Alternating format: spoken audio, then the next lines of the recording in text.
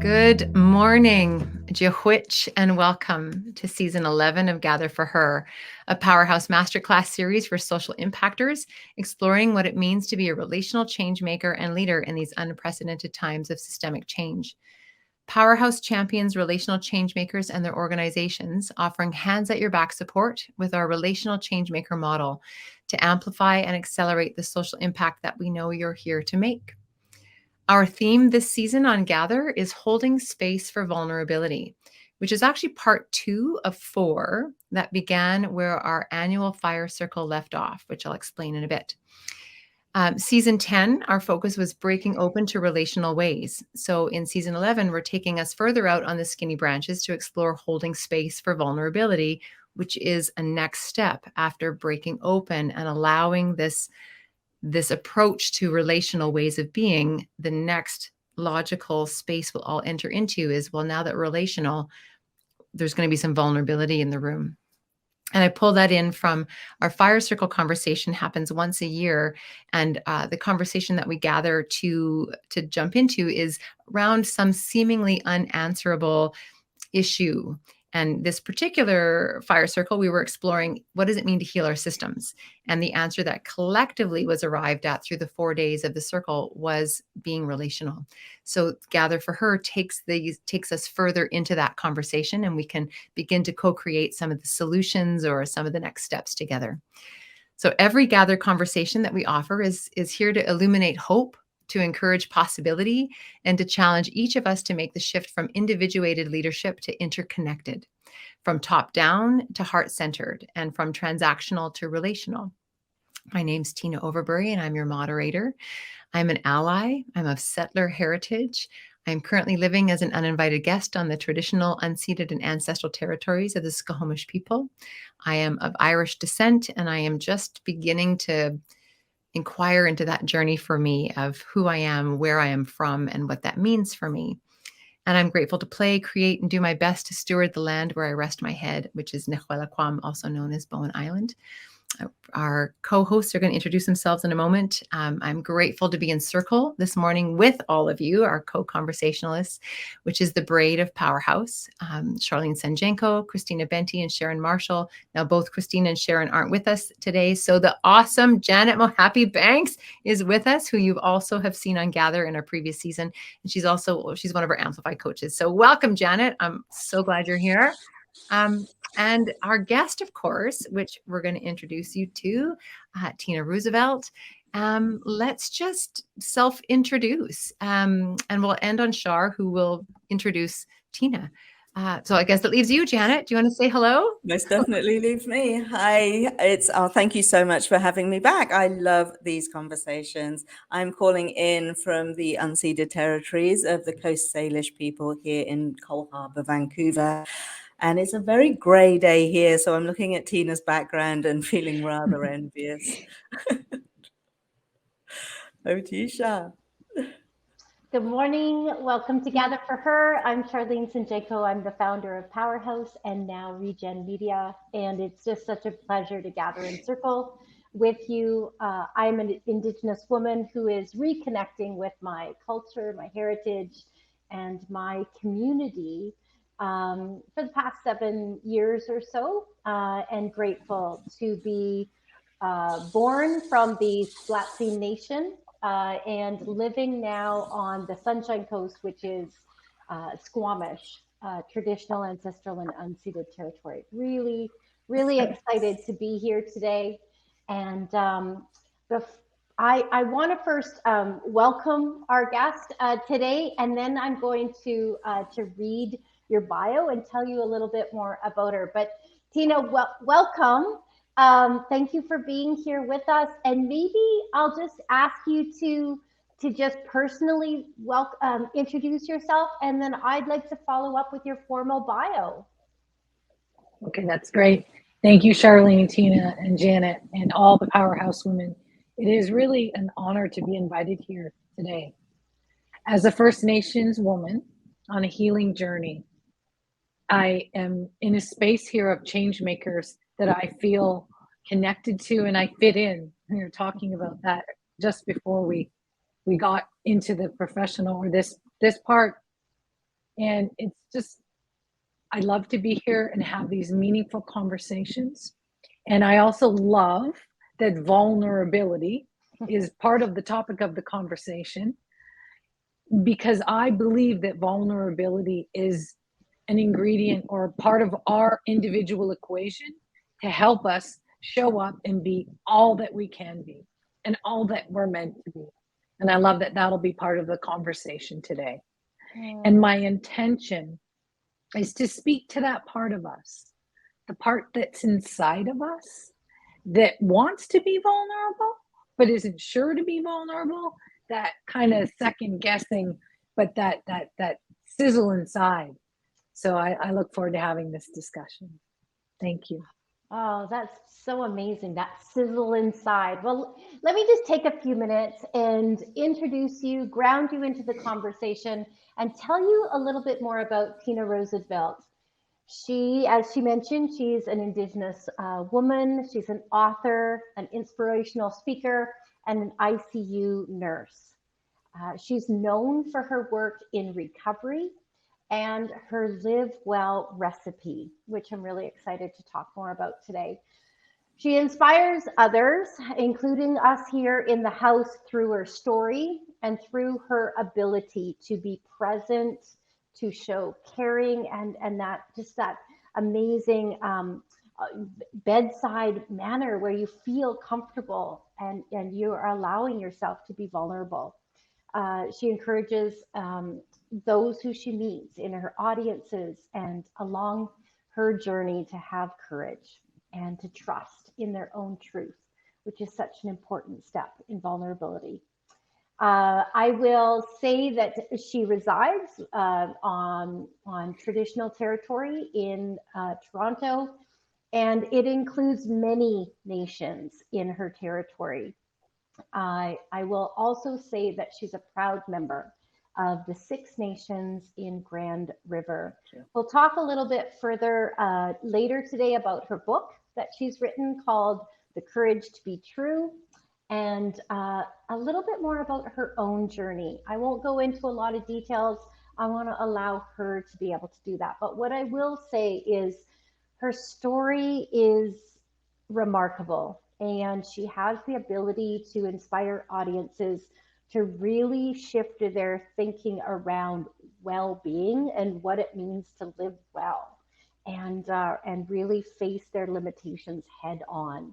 So let's have a conversation today about what it means to be truthful, to take a vulnerable look at what we need for ourselves and each other in order to live well. So thank you for being here, Tina, and I will turn it over to Tina to kick us off in conversation. Awesome. Thanks, Shar and Janet and Tina. Yeah. I just feel like I just want to take a moment to remind everybody that wherever you are in listening to this, that you're in circle with us too. And before we even hit record, we always take a breath and remember that the form that is this body, you might be sitting in a chair or standing or whatever it is that you're doing, walking, if you're going for a run and listening to it on the podcast, but the energy that is you can meet us in circle in this moment, in whatever time that you're in, even though you might be listening to this after the fact, in this moment, we're actually all together. So Tina, I just want to open to you around this word vulnerability. You know, we're exploring holding space for vulnerability, and might you just take us, like, jump us off with that? Where does vulnerability take you in your own work or your own story? Or what are you noticing in the world right now about the need for holding space or how we're holding space? We're just going to we're going to follow your lead. What's alive for you right now? Thanks, Tina. Ooh, vulnerability is multifaceted. It is so important today and topical because it is what's required for us to get out of our comfort zone and move towards being really what we want to be. Because inside of us, we know, or we sense, or there's a rumbling, and we're not sure how to get there. And of course, with vulnerability is courage. And it's interesting because Brene Brown talks about how courage is a measure of vulnerability. And that makes sense. But for us today as change makers with really important and meaningful work, the work is to figure out how to turn up the courage and turn down a bit of the vulnerability so that it is more accessible and we can execute, come out, go for it, however you want to word it. But it is a little scary to dance the edge with vulnerability. And it doesn't have such a good tag to the word, although it's incredible because it's in vulnerability. It's the sweet spot that gets you there. It's an ingredient that is 100% necessary to get to where we want to be and make change and be our best, step into ourselves. The last piece around this that is really meaningful to me is that I've learned for myself, and this may be true for you also, that to really step into the true Tina, all of it, the not so good parts, the older versions, the scary, the versions that are ahead of me that I might be unsure of still inside sometimes. The vulnerability is important for me. Is it, I need to go there to look at the truth of all that encompasses me and what I want to do in this world.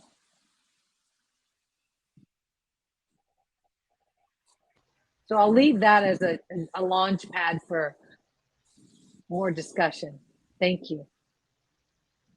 I'd love to add in, and then I'm going to punt it over to Janet because I realize that there's something that Tina said or that's stirring because of what she said, and also because of what I know of her as a leader. I think what is coming forward right now is how might we use vulnerability almost as fuel as change makers. So we've had conversations about vulnerability almost like it's a shackle in the past, like it's hobbling us. But how I heard Tina just now, like the energy that came through was, we talk about it, but could we feel it? As a change maker, you live in liminal space. You literally do. So if you do, there's always a certain element of vulnerability in how you are in every day because you don't have it figured out. So anyway, I'm not sure where that takes you, but I just wanted to thank Tina for the way that you brought that up, kind of added that spice for me this morning, and I'm grateful for that. Yeah, thanks. Thank you. Yeah, for me, I don't think vulnerability is a shackle. I know that people are scared to show vulnerability, and if they do, then it becomes a shackle. But it's not the vulnerability that's the shackle, it's the fear. It's the fear of the showing of the vulnerability that's the shackle. For me, being able to be vulnerable is part and parcel of self-acceptance, self-acknowledgement. Because when we can accept every single aspect of ourselves, then we can be vulnerable because we know that other people's opinions doesn't affect our own self-image, our own self-concept. So it's having a really strong self-concept that allows us to be vulnerable. And when we are vulnerable, that gives other people permission to be seen because they can see all of us. So they go, oh, okay, if I can see you, then I'm just going to let myself be seen just a little bit more. I'm sure in your work, Tina, you must have experienced that you opening up and then other people reciprocating. Is that your experience? Exactly. And Jen, I love your expression of how you see vulnerability. And yes, there's a part of me, how I show up with full truth of who I am, because my story is who I am. I am a sober alcoholic. I did have a challenging childhood. I have had cancer. All of those parts of me are my story, and it's me. And when people know my story, I'm less vulnerable because I'm less at risk of the feelings and the concerns that goes on in a human being when people learn about them in that way. But I loved what you said, Janet, because it brings it back to the Live Well recipe, which is a day-to-day practice that individuals build their own unique version so that you can show up your best. And the thing about the Live Well recipe and showing up your best is it's about your relationship with yourself. And that's what all of this is. Because, for example, my healing journey began with the Live Well recipe that really saved my life from alcoholism. But it was through that, the self care experience, to self love, to honoring and respecting myself, that led me to have the courage to be truthful to the world about me. And so there's no risks involved with me showing up being me anymore, which is what I'm trying to get to, is vulnerability. Yes, it's true, the courage quotient, sort of, but it's also, how are we going to work with vulnerability individually in our lives? Because it is something to be worked with.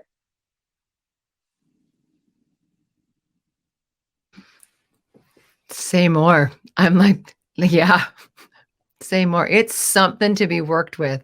Say more, Tina. If we, like Janet was sort of, or are adding to the expression of, it has a weight attached to it.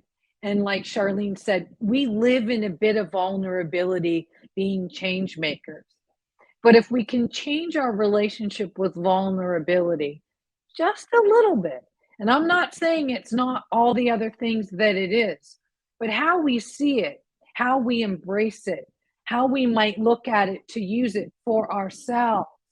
And I've spun it around, the vulnerability, when I came out of the closet as an alcoholic in the workplace on a live talk. And I used to always, I would be at work as a nurse, and this was about 6 years ago.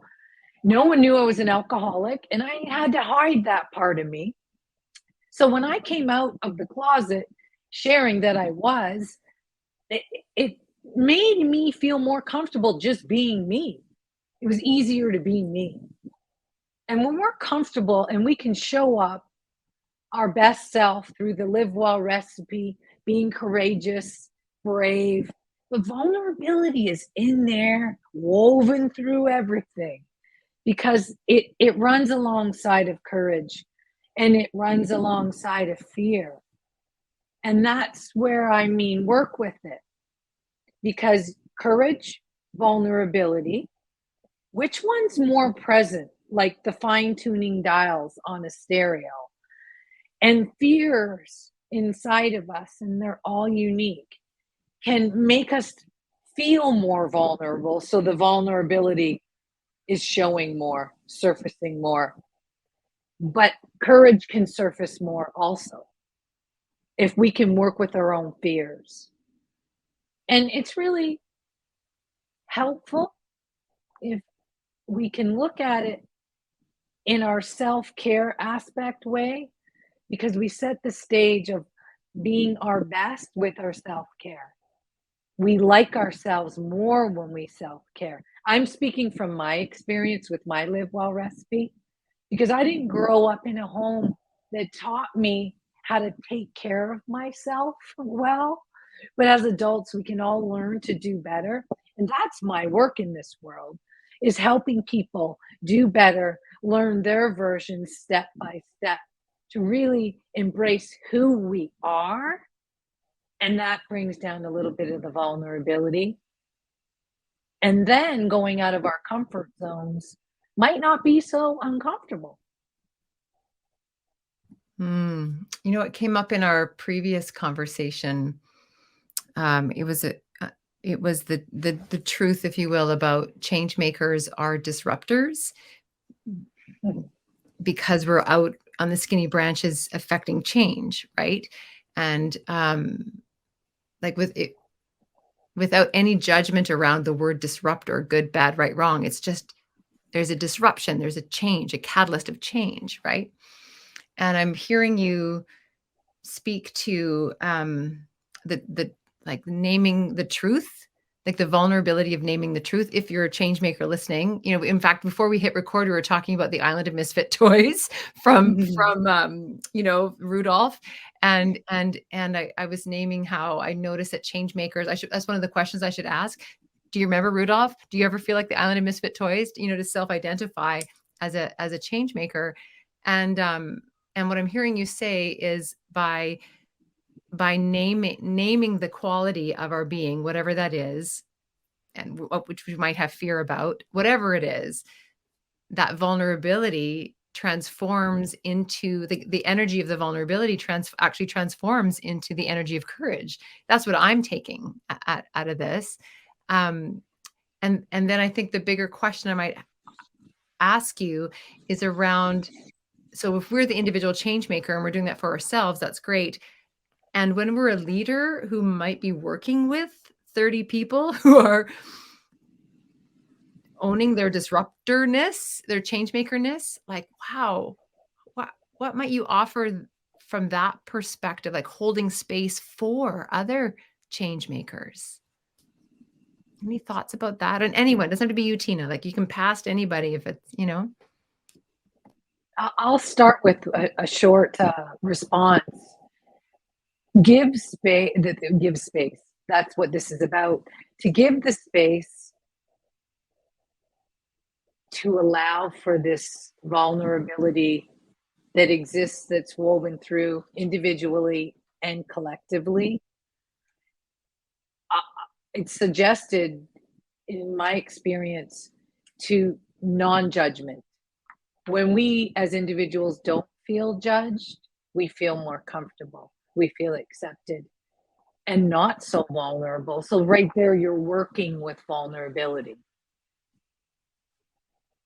And the other piece that I bring that Shar mentioned in the beginning, I own all the aspects of who I am, and I step into it as best I can on an ongoing basis.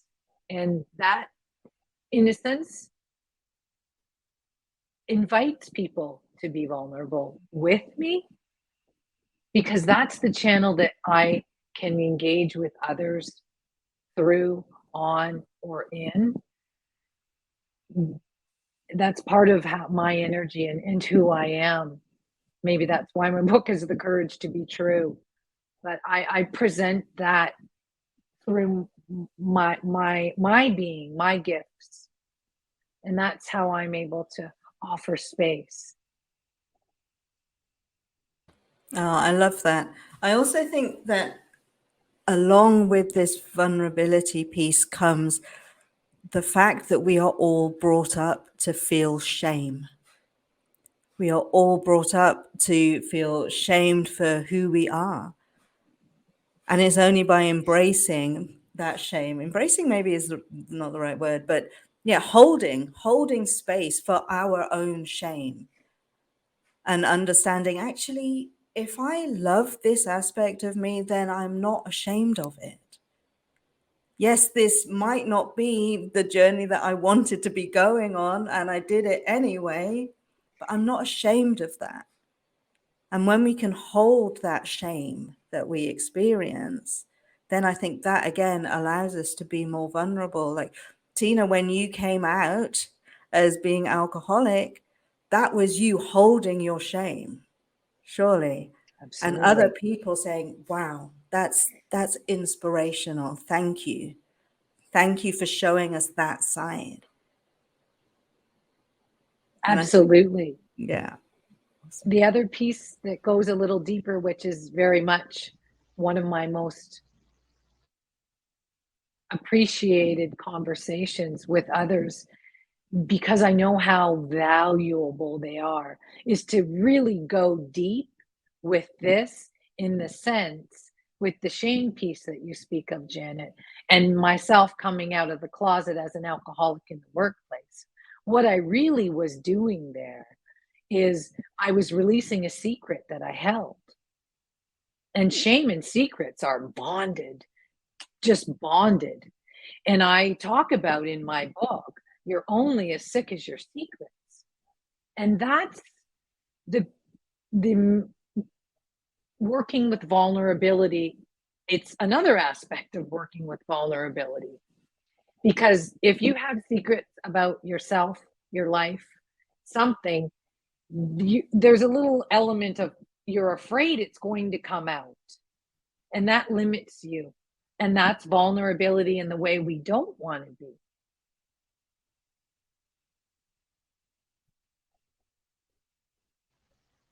I'd love to dive a little deeper, if we can, into the actual Live Well recipe that Tina writes about in her book. How I think it ties in, and I'll just kick it off here and then we can see where it goes. How is the Live Well recipe part of this vulnerability conversation? But here's where it sits for me. With the women that I have observed in many years of working closely with change makers, I would, and myself as well, I would say at one point in your life, you feel that you must wear many hats. Tina was the nurse, and she was the wife, and she was someone that had a sickness that she needed to work on. And she was, and she was, and she was.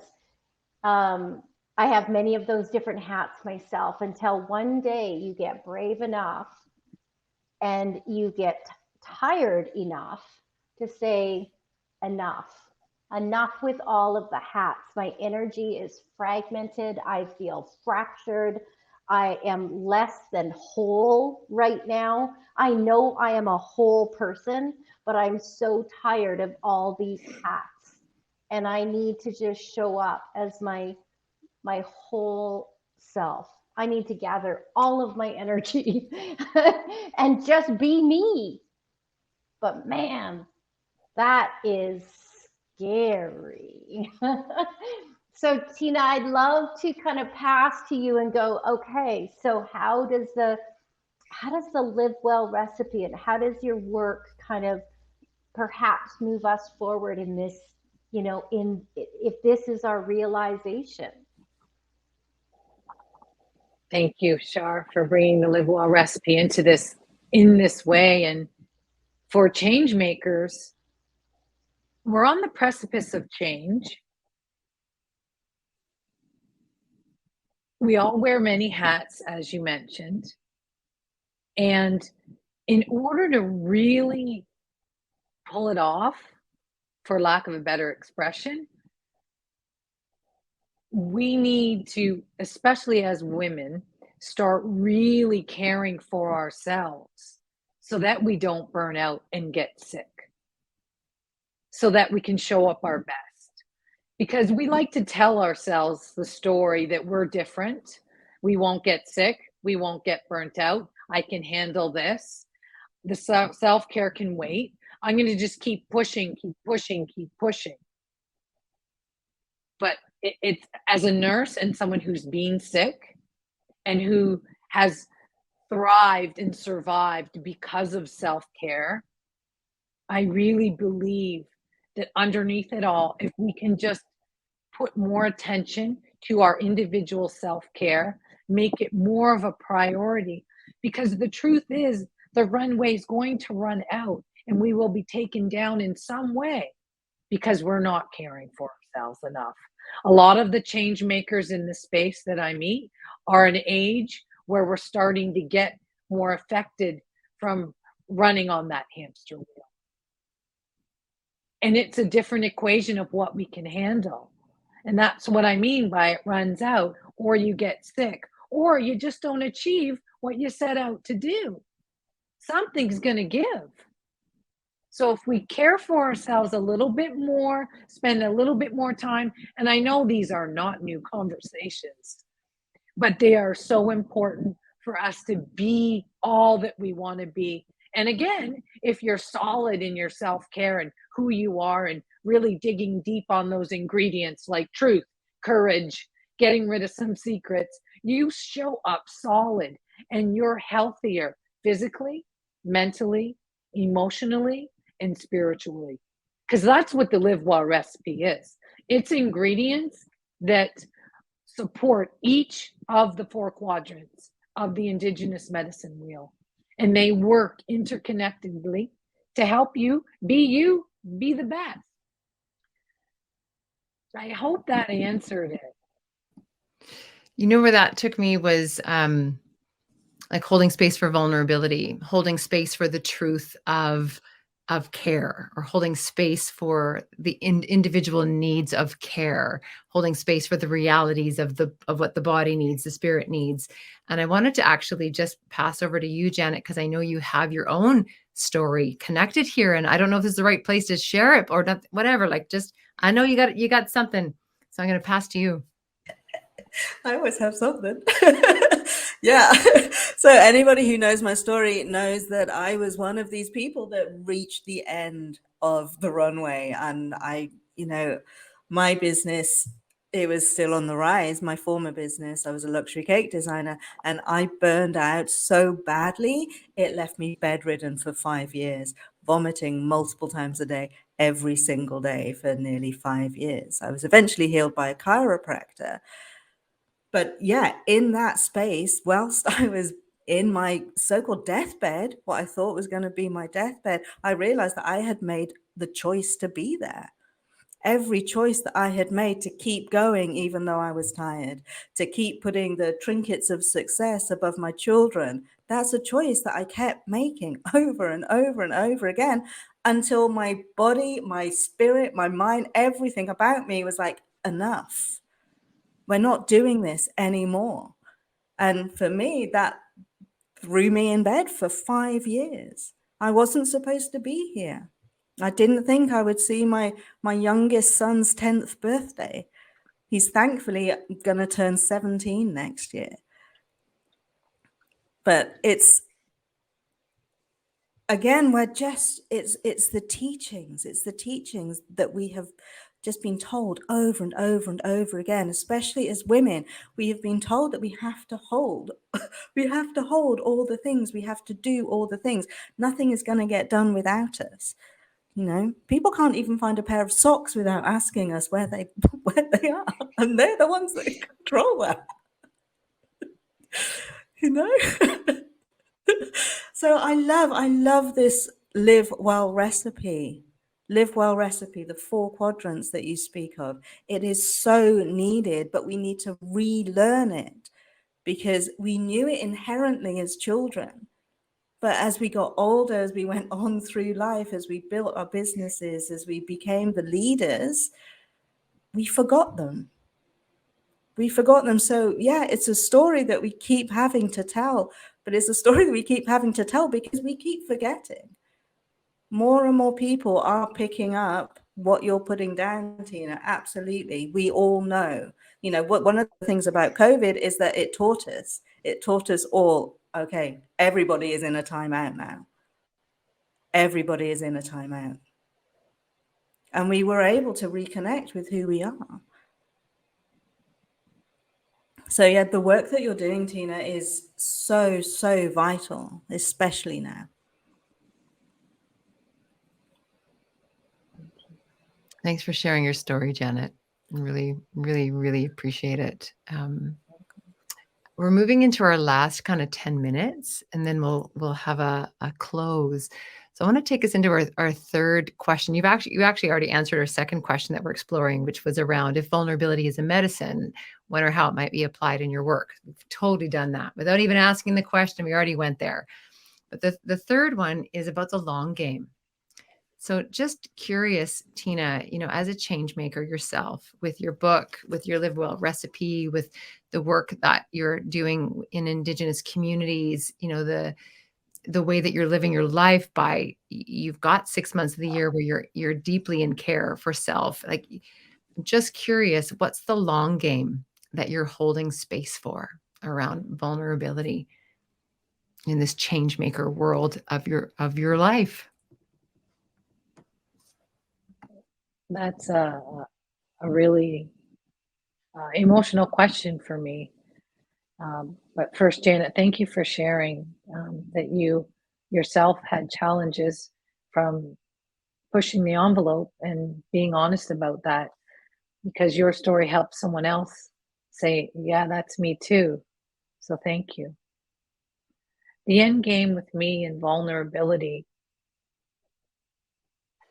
is to keep showing up as me. And I keep changing. I want to be strong enough and courageous enough to keep showing up as me. And where I'm guided, currently I'm working the other 6 months of the year north, far north in Ontario on reserve. And I'm building relationships and I'm sprinkling my magic sobriety dust in community. And it feels right for me. But the end game for me is today's game also, in the sense that I'm leading by example and hoping that there's qualities about how I live my life that people see valuable and interested in trying for themselves. And with regards to my book, The Courage to Be True, I never wrote it for me. This is my story. It completely was because I knew in me that if I shared my story, it would help others. And I am a miracle to be alive from what I've been through, and the cancer as well. Utterly a miracle. And my work is help others really take their health and their care a little more seriously. And Tina knows me quite well. We've had a lot of work together, and truth and being direct and honest is wired in me. And the truth is, we do need to take our own health and self-care more seriously. So I think my end game will always be my today game as well, because what we're talking about here sounds simple, but it's still not that easy. So I'm here to share with you that it can be easier and we take one step at a time. And you have a thing that you say, what is it? I do what I can with what I have. What is that thing that you say? The mantra that I did when I was in one of my darkest places. Yes, I love it. It is do what I can with what I have where I am today. Do what I can with what I have where I am today. That's a starting point for everyone, wherever they're at. And might we be able to hold space as leaders for everyone we encounter with that phrase in mind, that they're doing the best they can with what they have, with where they are today. Beautiful. Thank you, Tina. Let's take a luxurious close around, so each of us can share what the imprint is of this conversation on us today, what we're leaving with from this visit that we just had together. I don't mind going first. I think, Tina, what I'm leaving with first off, is it a real experience of generosity, which I always experience in your presence. And in fact, it always kind of blindsides me. I'm like, wow, the energetic generosity that you offer it's I experience it like a bit of a tidal wave. It's like, wow, I'm leaving with that. And from what I'm going to take into my own change makerness is the that shift of when I'm experiencing vulnerability or or exposure. For me, I'm going to use the word exposure, which feels vulnerable to me. I can be aware that that energy is actually already, because I'm expressing it, is already on the move into as courage. That it's shifted from vulnerable fear, if you will, or exposure fear, and into vulnerable courage. So that's what I'm leaving with today. Thank you. And I'll just open the floor. Whoever wants to share, will just, whoever's inspired.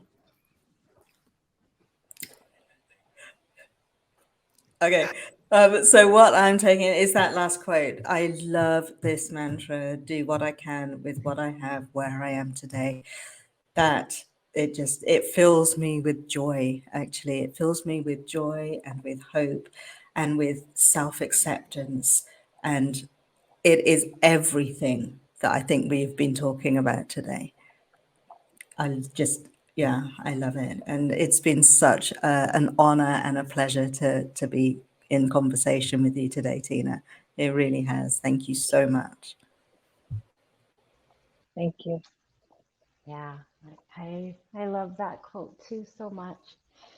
I think the what I'm taking the imprint of this conversation on a personal level, I always enjoy being able to spend time with Tina to to just embrace who she is at an even deeper level. You know, just like it keeps sinking in. Collectively, I am grateful for this conversation in that we are brave enough to have conversations about healing the root of the problem and recognizing that the symptoms that we have experienced, each of us in different ways, the symptoms of various types of illnesses and disease are merely the result of being separated from who we really are and the spirit that is within us. And I'm grateful for these reminders that really live well is that reconnection and remembering who we really are,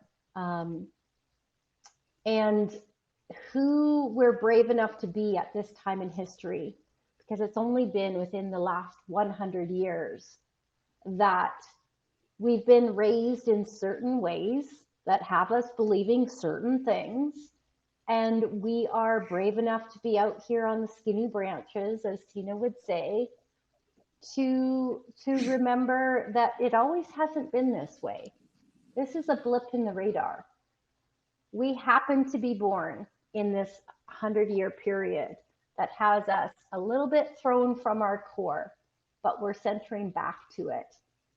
And we are doing the best we can with what we have and where we are today. And I'm so grateful to be doing it with each of you. Thanks, Char. I would like to add, it's a pleasure to be here with you ladies in Powerhouse. I love being part of your organization, and I'm honored to be a guest here today. I would like to just leave everyone with the comfort that you have permission to be exactly where you are. Oftentimes we go to webinars or listen to conversations and we start wishing we were doing more and more and more as we listen. And I do that myself. So I want to give everyone permission to just be where you're at. Take comfort in that. That is okay. But I also want to leave you with this little bit of sizzle. I want you to just dig in to your live well recipe, but also in doing so, when you feel right, have the courage to trust in your own truth. Thank you. Those are closing words, Tina. So I want to thank you, all of our listeners, whether you're watching and learning with us on the Leader Path or whether you're watching this later on LinkedIn. Thank you for joining us for Gather for Her, Powerhouse's masterclass series, unpacking what it means to be a relational leader in these unprecedented times of global change. We want you to know that this conversation has been recorded. It is going to be shared on YouTube at some point, and it will as well live as a podcast renamed as The How for Her, which you can find on Spotify and all the other places that you listen. Gather for Her is created by Powerhouse, where we champion relational change makers using our relational changemaker model, which looks like a community of practice called the Leader Path, which is probably where you are right now, or on our storytelling platform, which is called Amplify, or within our constellation network, that is the house that is Powerhouse. Everything we do is guided by Indigenous and ancestral wisdom, which is more often than not matriarchal and matrilineal in approach, which is where the her comes from in our name. I want to give some thanks to our impact media producer and sister company, Regen Media, Charlene Sanjanko, who reminds us that we can take the power of media into our own hands when we support stories that heal, regenerate, uplift, and transform. And I want to thank the hands at our back, Powerhouse and Regen's digital storytellers, Zoe Gray, Madeline Archibald, and Willow Smith. And thank you to my co-hosts and sisters in change, the braid of Powerhouse, Charlene, Christina, and Sharon, who aren't with us today. But we're here today with the awesome Janet Mohappy Banks. Thank you, Janet, for being with us today. And to our wonderful changemaker guest, Tina Ruysseveldt. And to you, our listeners, our community of change makers, leaders, and social impactors. Thank you for walking with us in co-creation of the world that we're living into together. And we want you to know you're always welcome here in Gather for Her. And there's always a place for you at our fire in Powerhouse. If you haven't joined us in our community practice on the Leader Path, if you're listening to this somewhere other than the path, just go to powerhouse.com. It's really easy to jump into the path. There's a little button there. Just come on in and join us. These conversations happen weekly, whether it's gather conversations or some of the other stuff we do. We always gather in circle. So thanks for being here and have a beautiful rest of your week. And thank you for visiting today, everybody. We'll see you again.